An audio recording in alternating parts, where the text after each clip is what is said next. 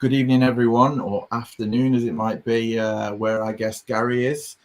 This is the second episode of the Priesthood Dispatches After Dinner Chat. And we've got Gary Whitfield with us this evening, live from California. Yep. Hello, Gary. Hello. So, me and Gary chatted a lot over the last few days, and his story is fantastic. Before we get into that, a reminder for anyone who's forgotten the date today, it's the 9th of September 2021, and anyone who is either listening back to this as a podcast or it's come up on your YouTube randomly, that's when we did it. So Gary was one of our first contributors to the blog with his story, If the Mission Were a Horse, and we're going to get to that in a little while. But first off, Gary, who are you? I'm Gary Whitfield. I used to be a Mormon. I live in California, originally from the UK. I've lived in California for the last 5 years. Awesome. And I'm assuming you've got a upgrade on the weather. Sure, yeah. I can see patches of blue sky. This is the first time in a long time. Because it's obviously been lots of fires, real bad kind of air quality for a long while. Haven't been able to really go out, so it's getting better. It's a bit cooler today. It's 93 degrees. Yesterday it was 101, which is about 40 degrees.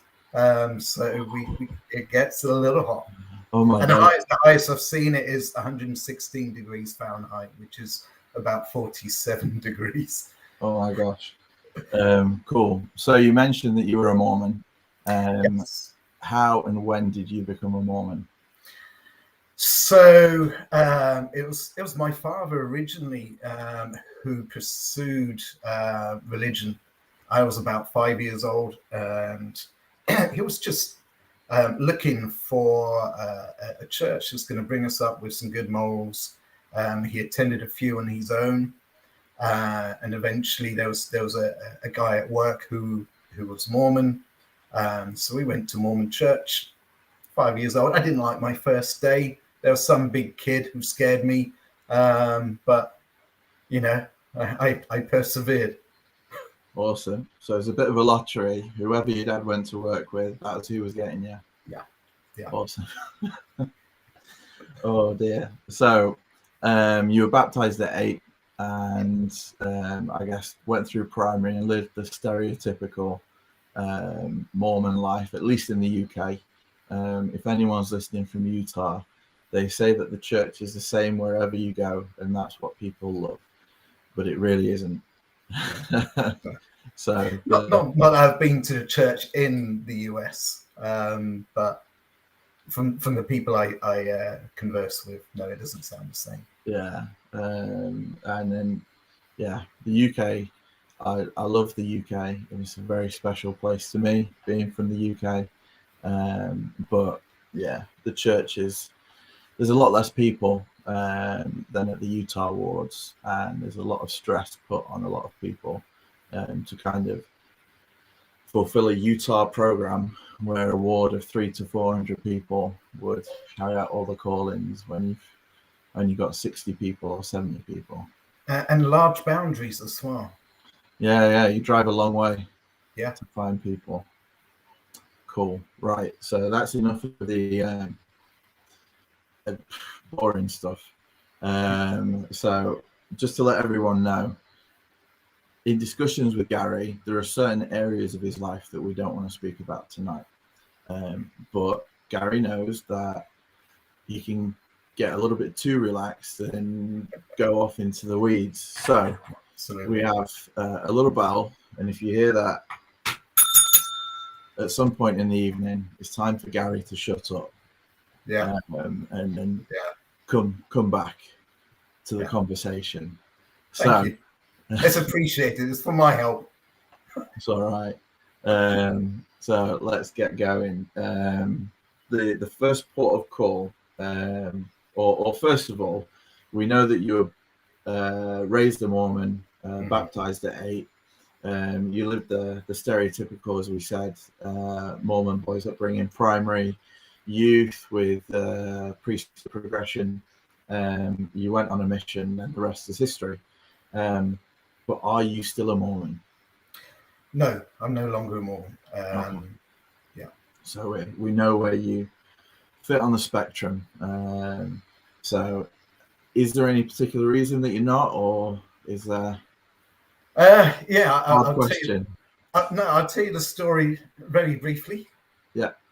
So nine years ago, I was serving at the time as a bishop in the Western-super-Mare First Ward, and I left simply because somebody pointed out to me that Joseph Smith, the original founder of the Mormon faith, interpreted the Book of Mormon with his head in a hat.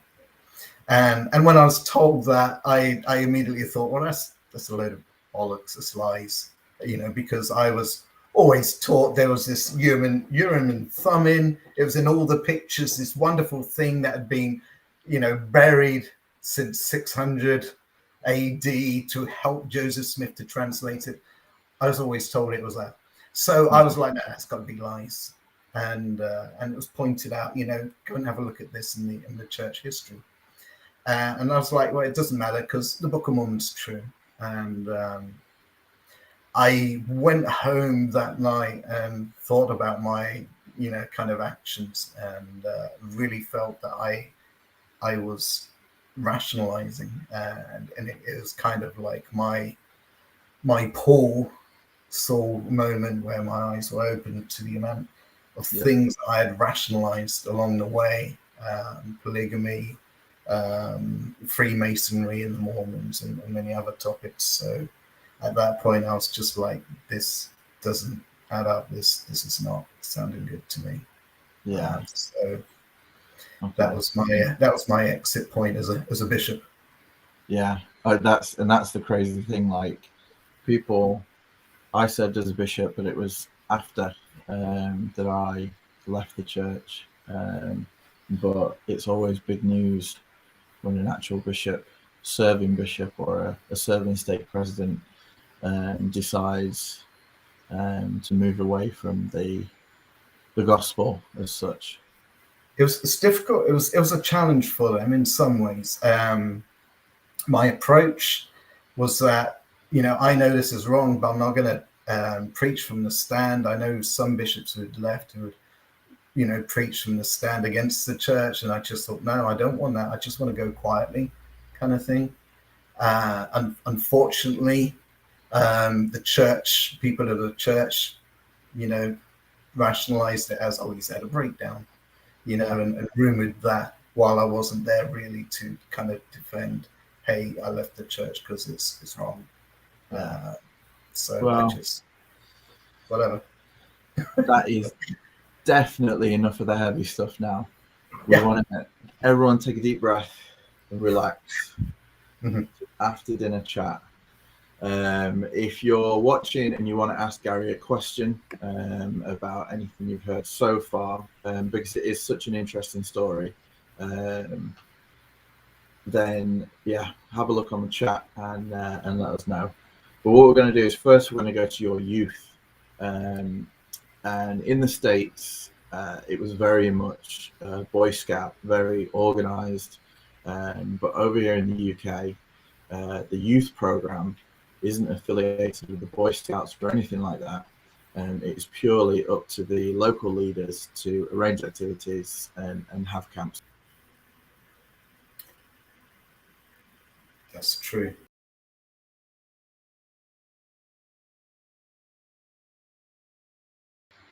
Apologies, we seem to have had.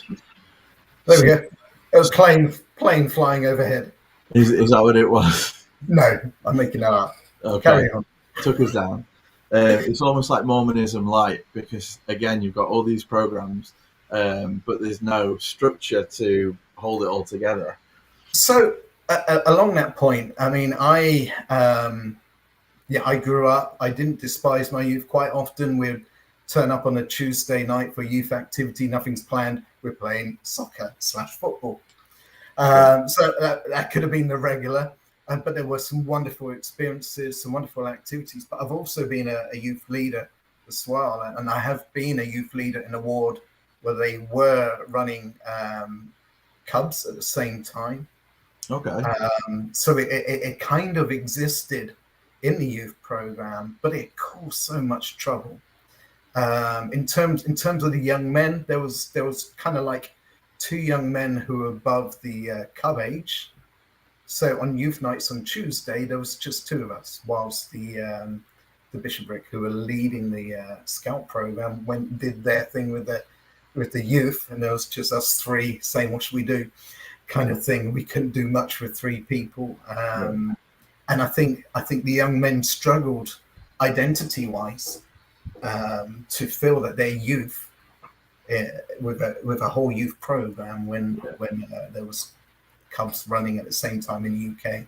I approached the bishopric a couple of times and said, "Hey, this isn't really working," and the answer was always tough.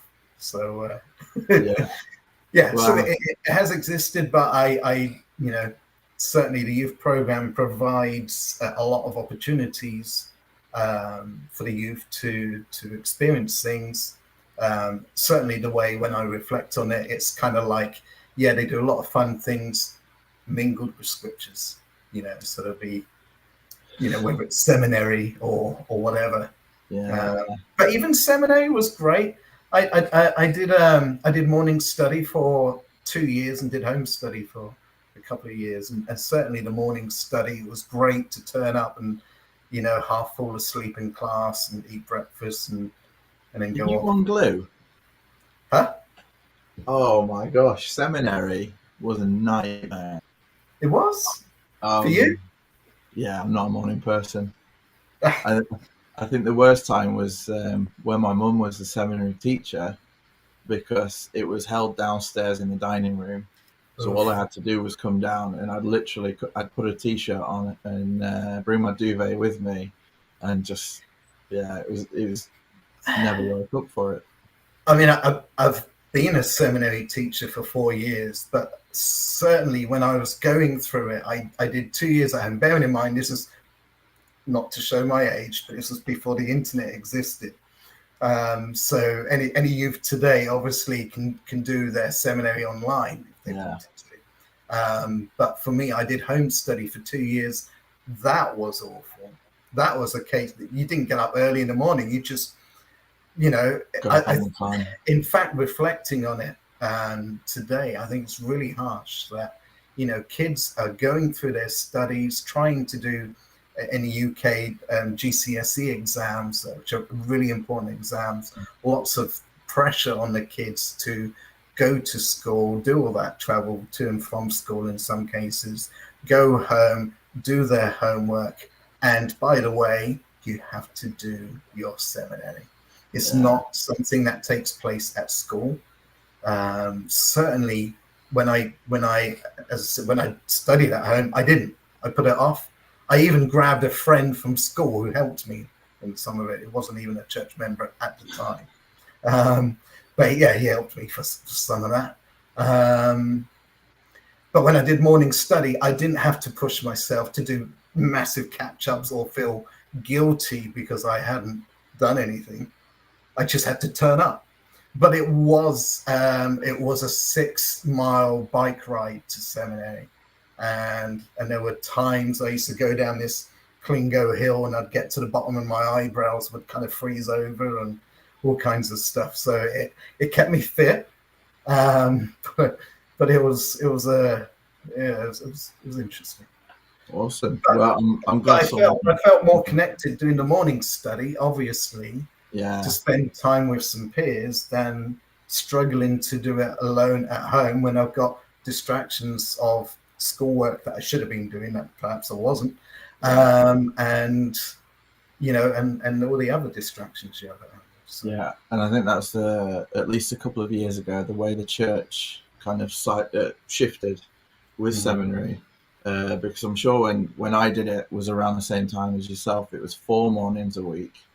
You got Friday off, but now I think they went to 5 because they wanted the youth to have a contact with church 7 days a week.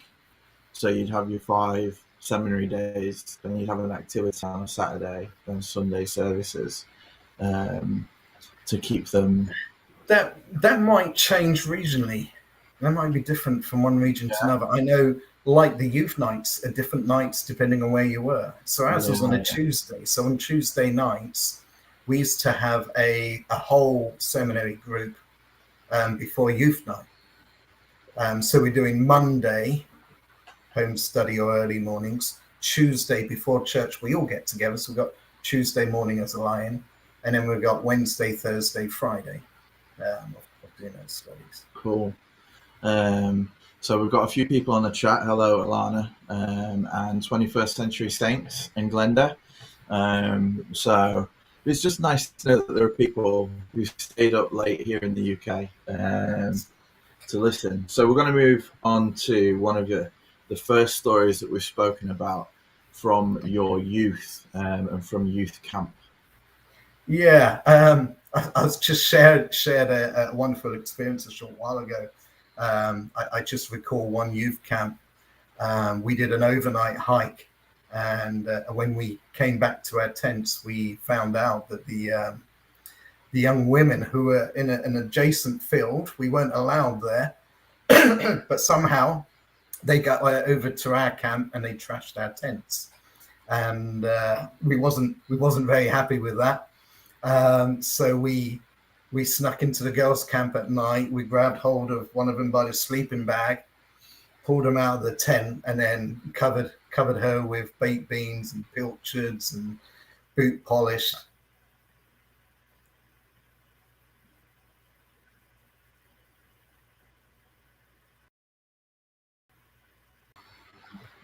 And Swap sides.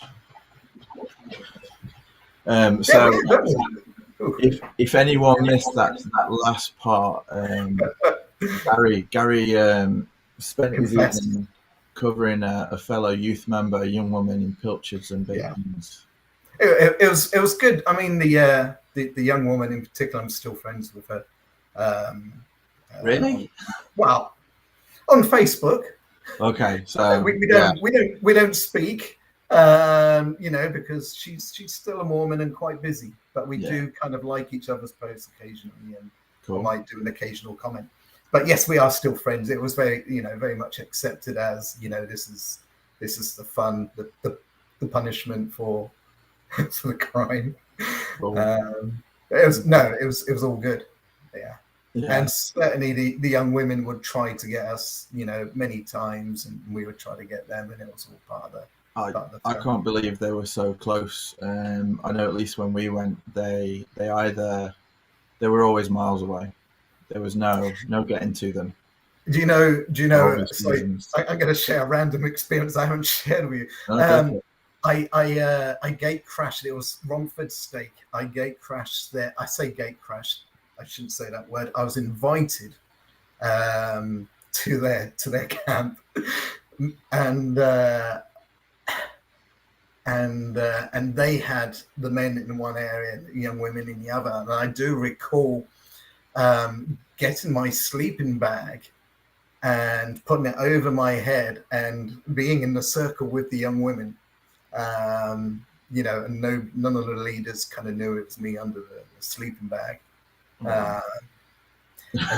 Until the next day, the leaders suddenly kind of approached me and said, "Who are you?" And I was like, "Well, I did introduce myself yesterday."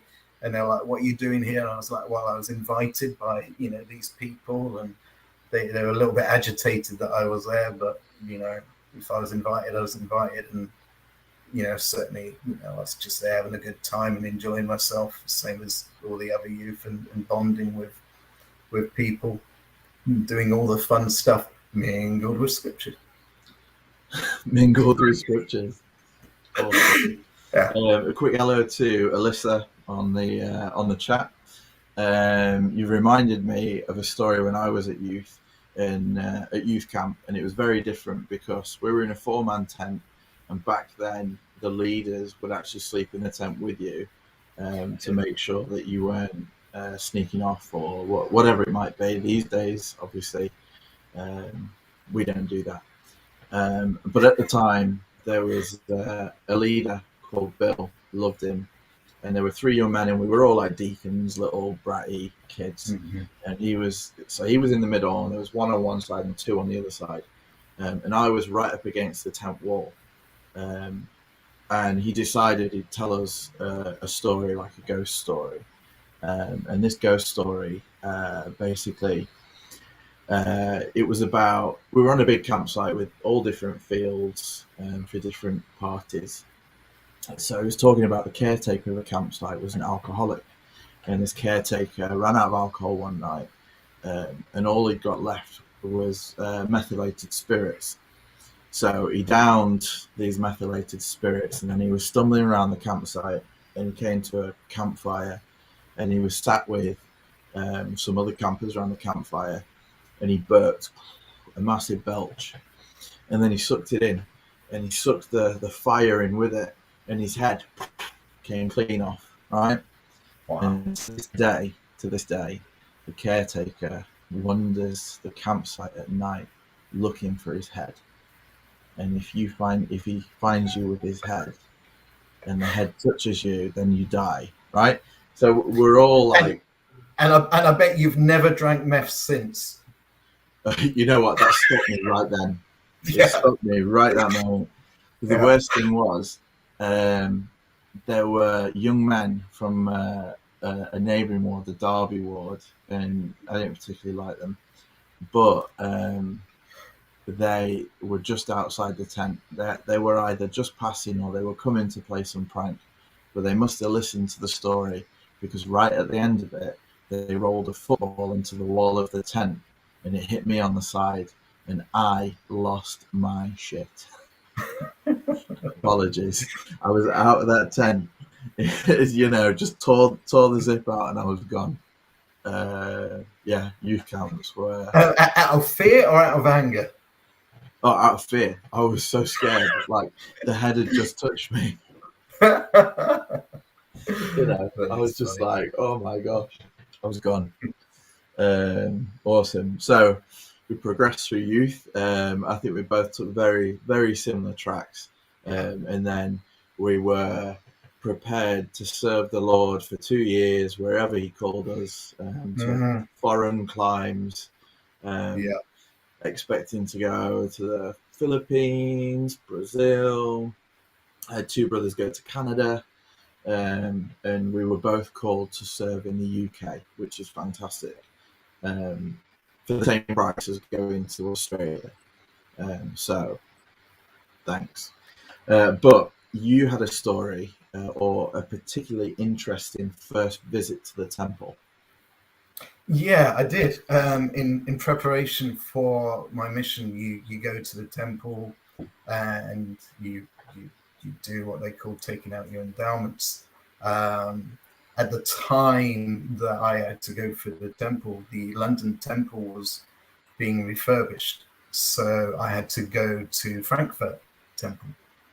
Which is, if you consider how much extra cost that was for a lot of the saints in the UK to fly to Frankfurt with your family. You're not going alone. Just to have this temple experience. So it was bizarre because it was in Germany. The session I attended was actually in Spanish, not even in German. So what they do is they give you a headset so that you've got a translation while you're there. Yeah. And I in the temple, I'm making sure I'm speaking to all the audience. In the temple, you learn a lot of handshakes that the Mormons are kind of famous for, very similar to the Freemasons. And at certain points during the endowment, you have to kind of do these handshakes. And every single time I was putting my hand forward, I had a static electric shock every single time. And you know, I mean, obviously there was a little bit of me that was kind of smiling, because there's this there's this poor old guy, because he wasn't young per se, and each time he was coming around, because it happens a few times, each time he comes around, it's kind of like, yeah, I know what's going to happen, and and it would happen, and there's part of me that kind of feels, you know, was I, you know, was this God intervening, giving this electric shock? Because you were the one. Was I unworthy? Should I not be there? All these questions that kind of run through your head, and you have to, you make covenants in a temple. The Mormons are, you know, very vocal on the fact that they make covenants, and I'm there every single time I kind of moved my head, the headset stopped working. So there was a long periods where I'm like, I haven't a clue what's going on. And you have to say yes to the covenant, or sí, as it was in Spanish. Yeah. So I'm about my head going sí to goodness knows what. And then you have to do a bit where there's a prayer being said, and you have to follow the words. And that was all in Spanish, which had its challenges. You know, I'm trying to speak Spanish when I didn't speak a word of Spanish. I speak French. I can't speak Spanish. So that was my first experience. And because you travel all the way to Germany, you're not going multiple times. I went through that once and then went off. Yeah. That was it. Yeah, crazy. Maybe you were the guinea pig, and the whole point of the thing was to really test the gift of tongues. And they were like, here's a young man who has prepared himself spiritually to serve a mission. He's cleaner than clean. He's here in the temple, and we're gonna, you know, give him this Spanish headset rather than an English one, and we'll see how he gets on. And you got all the way through. I am surprised they didn't put you in the ensign. Yeah, maybe. That would be revealing too many secrets, wouldn't it? It would. Yeah. But hey, it's a lived experience, isn't it? My dad of PD, he went on his mission to Bristol, which is where you went, many years before, and he was a convert to the church when he was 17, and he didn't realize that there was anything different about, or he didn't know anything about the temple or having to go to the temple before his mission, and he went to the mission home in Bristol, and all the American missionaries were there, and they were all getting ready for bed, and my dad undressed and he just got his boxers on, and then all these Americans undressed and they got these funny long johns on, and they all looked at him and said, "Elder, you know, where are your garments?" And he's just like, "Don't know what you're on about, lads. I'm just down from Nottingham, and this is what it is." So he had to get shipped across the London Temple the next day to be initiated. But yeah, that's crazy. That's amazing that the leaders maybe it just wasn't prepared back then. Maybe it was just a bit ropey. I think it was like it was the late 60s, and there was probably a lot of opium going around and different things. I'm trying to think when the London Temple was built as well. I don't know. It was definitely a London Temple he went to. Him and his companion got to go. Okay. So, do you know anyone called Ozzy Johnson?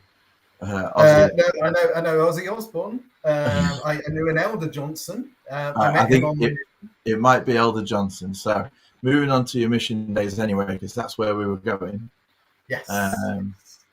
Elder Johnson. I am assuming he's he said that he was wearing his Aaronic G's. It's interesting. But he's asked, have we covered the mission incident of rolling the Nova? What, you guys or me? You. Oh, God. Did you roll the Nova? Did I tell you about that? No, you didn't. Elder Johnson's just told me about it. Oh, Elder Johnson did. I'm sorry, I'm with you now. I know who you're talking about now. He's in the chat. Yeah, that was an interesting one. I was serving in a place called Llanabitha in Wales, and it's very rural. And it wasn't a Nova, unfortunately. The Nova we took back to the mission office. It broke down on the last hill. We had to let it roll into the mission office dead. And they gave us this brand new Vauxhall Corsa. And bearing in mind, time period wise, the cars were changing from being very box-like. This Corsa was very round, very sexy as a car, you know. So yeah, privileged to have. And and we was told, you know, don't break it, kind of thing. famous last words. So I remember we went to a members' home in the middle of nowhere, and I remember my companion had some sandwiches or something on top of the vehicle, and the car was a dog was jumping on the car trying to get the sandwiches, and I was like, oh no, it's gonna scratch it. Anyway, on the way home, it was raining, very windy, it was dark, and I took a bend a little bit wide, and the car started to slide, and there was a car kind of coming in our direction, and I was obviously on their side of the road at the time, so the car kind of shot past and hit a verge and kind of flipped onto its side, and I just thought, oh, he's going to kill me. And then the car kind of rolled onto its roof, and you know, and I just thought, I'm dead anyway. You know, and the whole car kind of caves in, and it's so weird if anyone's been in a car crash to be dangling upside down. And to look at somebody else sat next to you who's also dangling upside down in their seatbelts, and I think he said something like, "Well, you can take your foot off the pedal now." I was just kind of spinning away.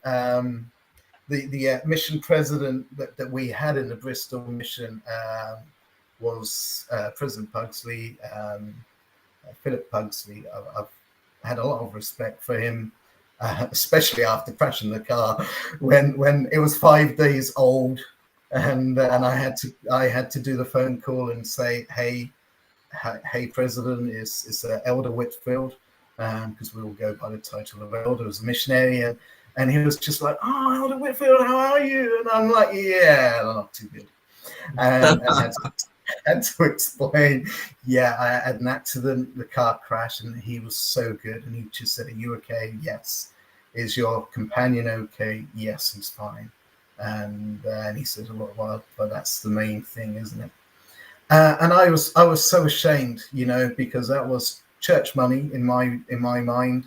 Yeah. In fact, 3 days later, we had church on Sunday, and I was incredibly cut, I think is the best word to describe it. I was cut when a church member mentioned it and had found out before I had a chance to fart, to be honest. And you know, the rumor mill had gone, and she was there, obviously, you know, having a go at me for crashing the car as well. And I was already just feeling just awful for demolishing the car. I still to this day will turn around and say, hey, I was the safest driver. My companion was the one who wanted to jump the car on bridges into the air, like, you know, like Starsky and Hutch. And I was always the one trying to say, calm down, kind of thing. Yeah, that was a shame.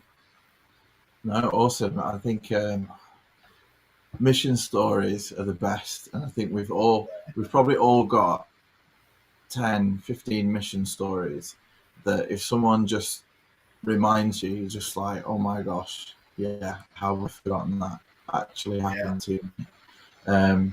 But that brings us to your contribution to the Priesthood Dispatches blog. Now, your contribution was titled, If This Mission Was a Horse. And before you go into it, this story became legend. You served in Bristol, southwest England. I was serving in northeast England, probably 200 or 300 miles away from you,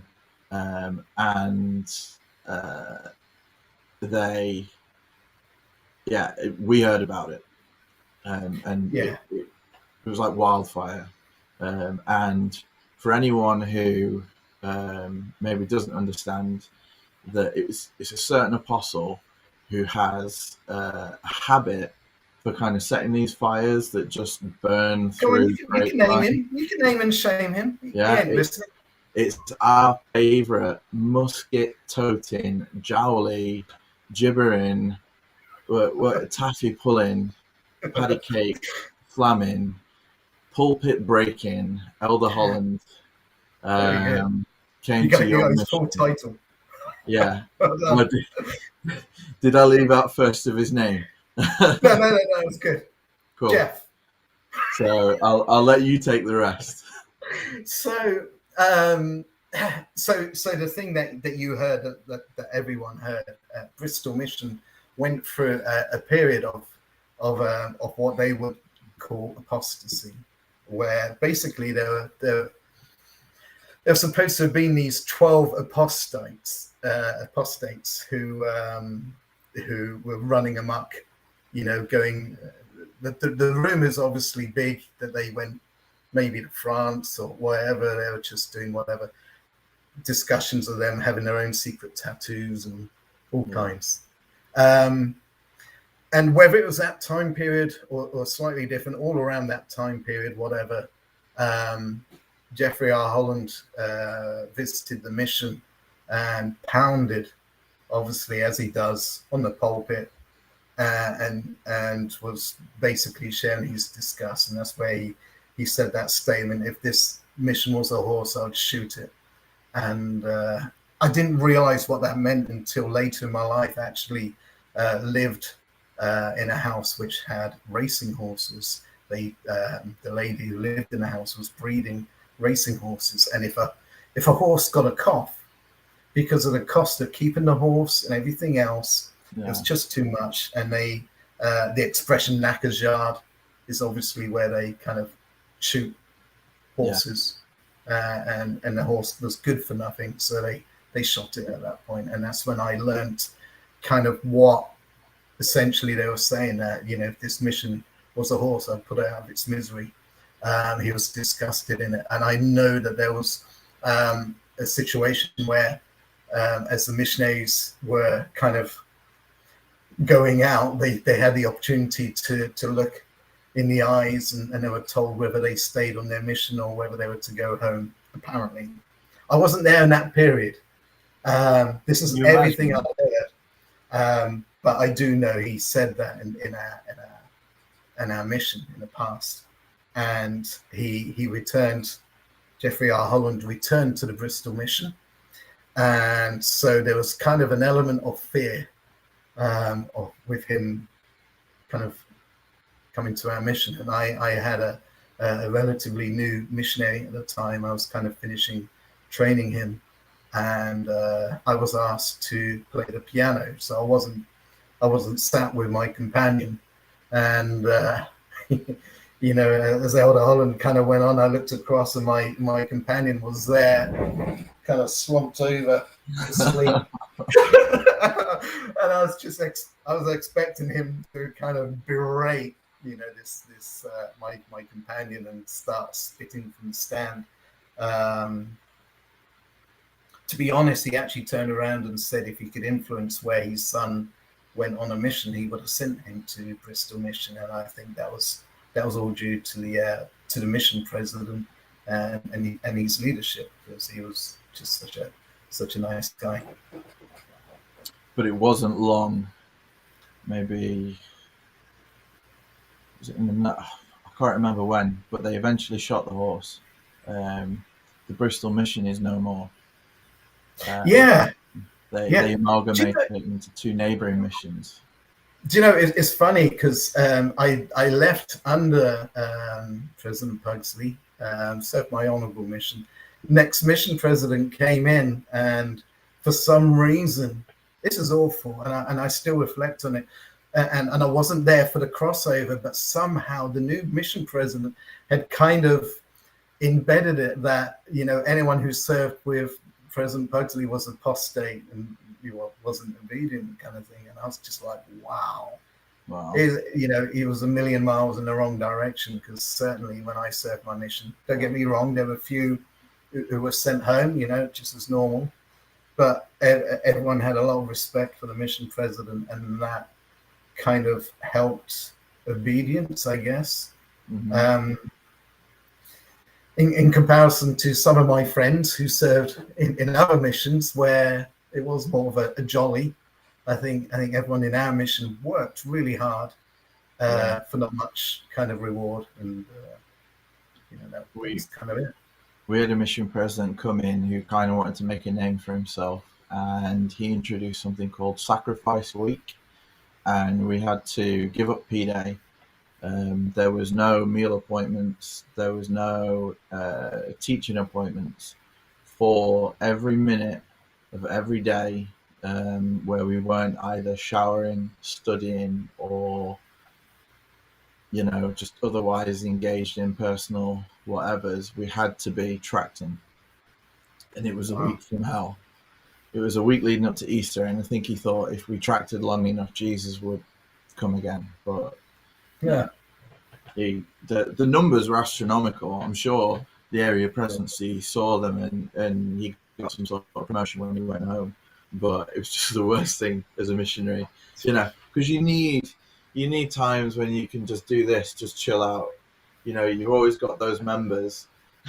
Thanks, Mark. He was a tosser.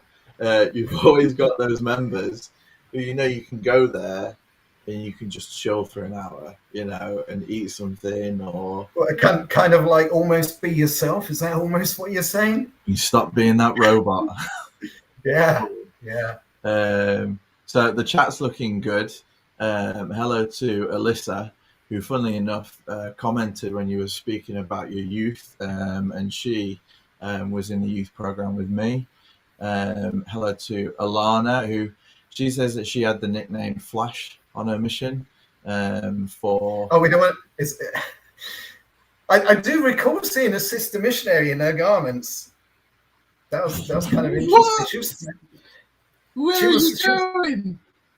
I know. Sorry, she was French. I'm joking. Give us more. Give us more. Oh God, you want to hear more? Yeah, come on, give it to me. No, it was just very simple. She was French. She was very French. You know what the French are like. Oh. And so there was myself and the zone leader and a few others, and we kind of knocked on the door for the sister missionaries because they were not there. They should have been at the chapel or something. We were making sure they were okay, and she just came to the door in her undergarments, and oh my gosh, the door wide open, and we were there kind of going, okay.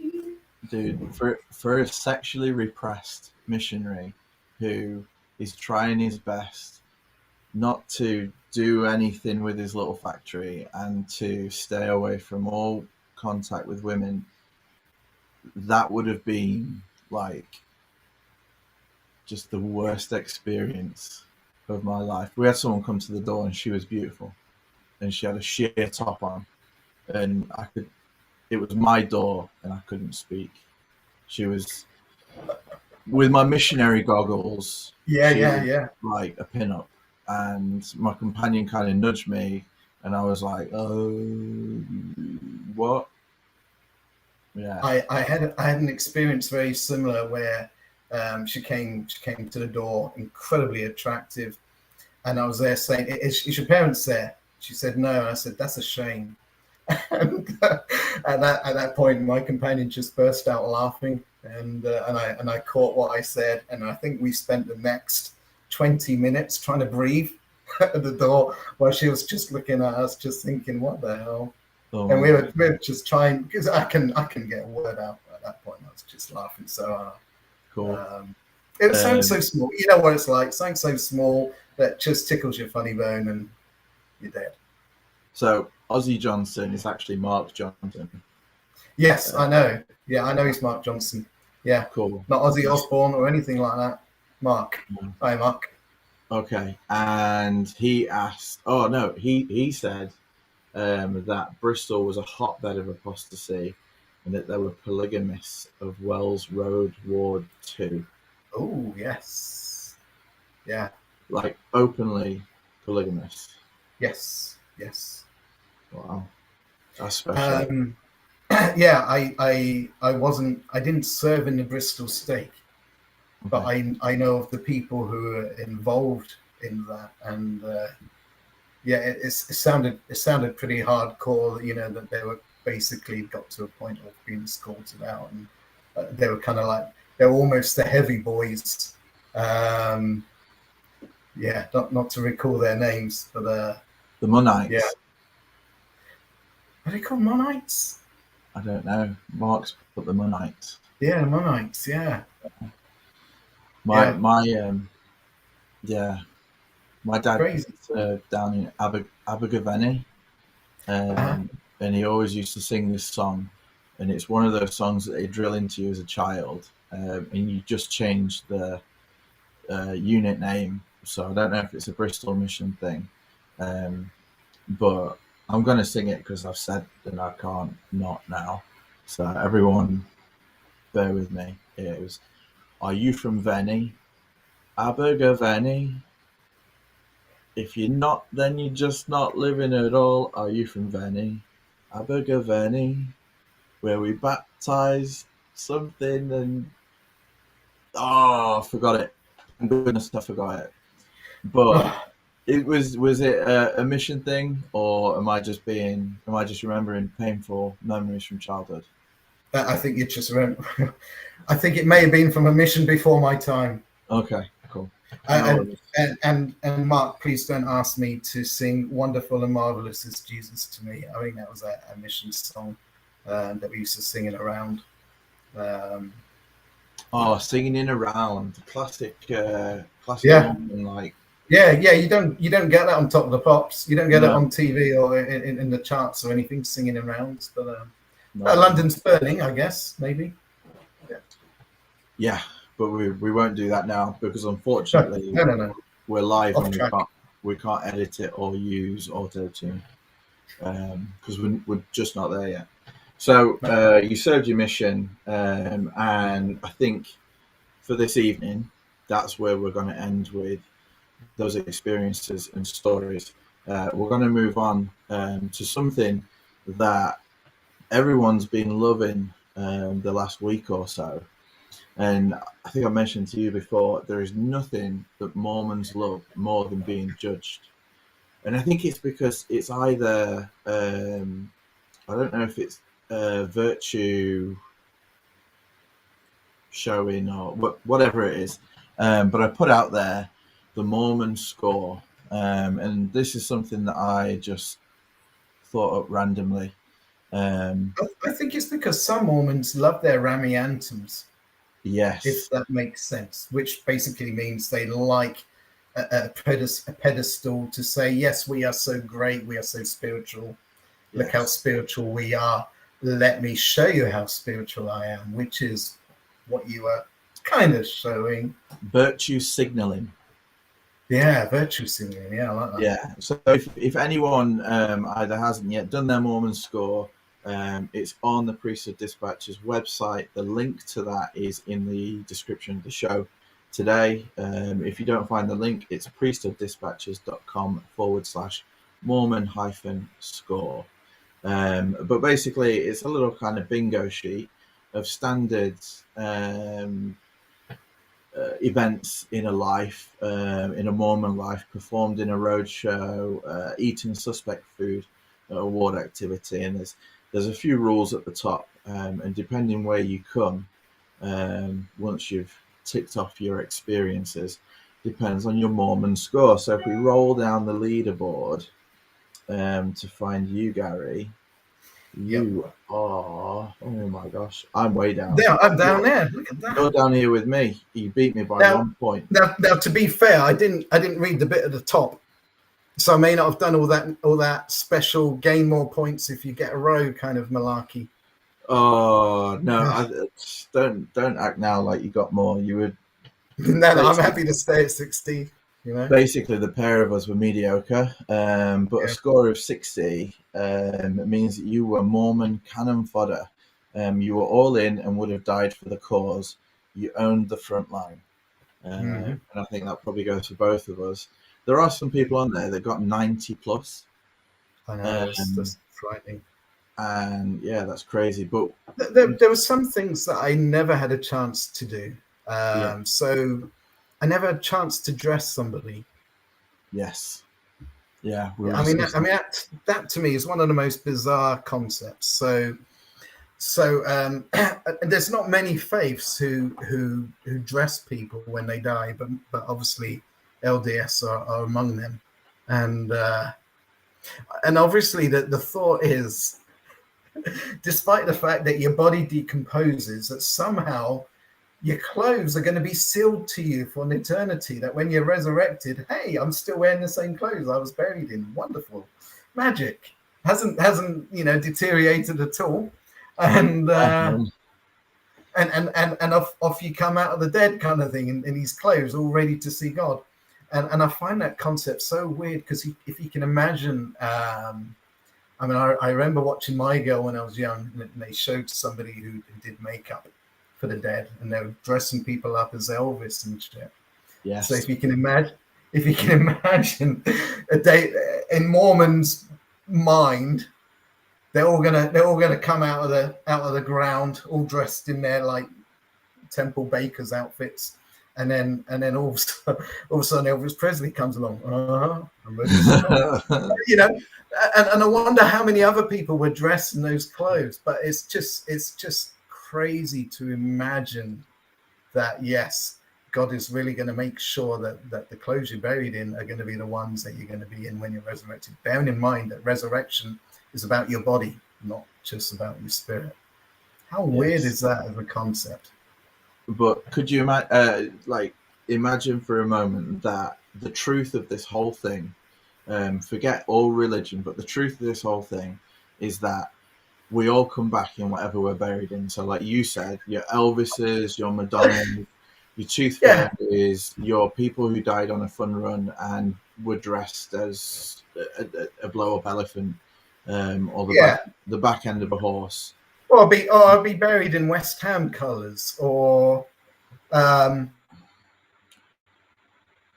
I think it'll be great. I'm kind of dressed as President Trump. That would be great. If I wake up from my death, if somehow there is life after this, I don't believe in that personally. Yeah. But if I wake up from my death, orange face, swipe over, that'd be and wearing Trump's kind of a costume, that'd be brilliant. In fact, the resurrection is sounding more and more like Halloween. Could you imagine though, all of these people in the random costumes get together and they just look at one Mormon brother and say, "What the actual chuff were you thinking?" Yeah. But they dressed you in that. Yeah. What would you wear? What would you wear for the resurrection? What would you wear? Me?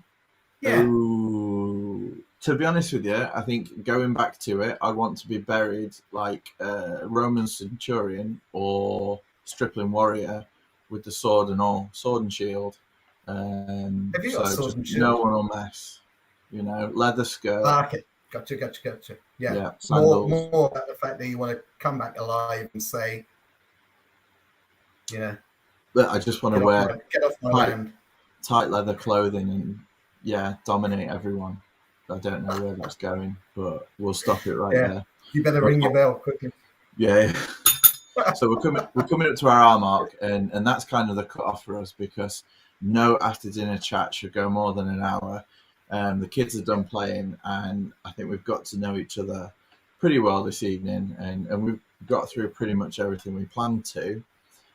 Just quickly, Alyssa, 29, her Mormon score is woeful. I'll just say that, where were you like when the jobs were being handed out? Clearly not at the front of the queue. But she might have been one of the wise ones who left before. No, I'm giving you the benefit of the doubt, by the way. Yeah, I know Alyssa. But that gives her, she comes in the bracket 16 to 32 points, which is Mormon military support.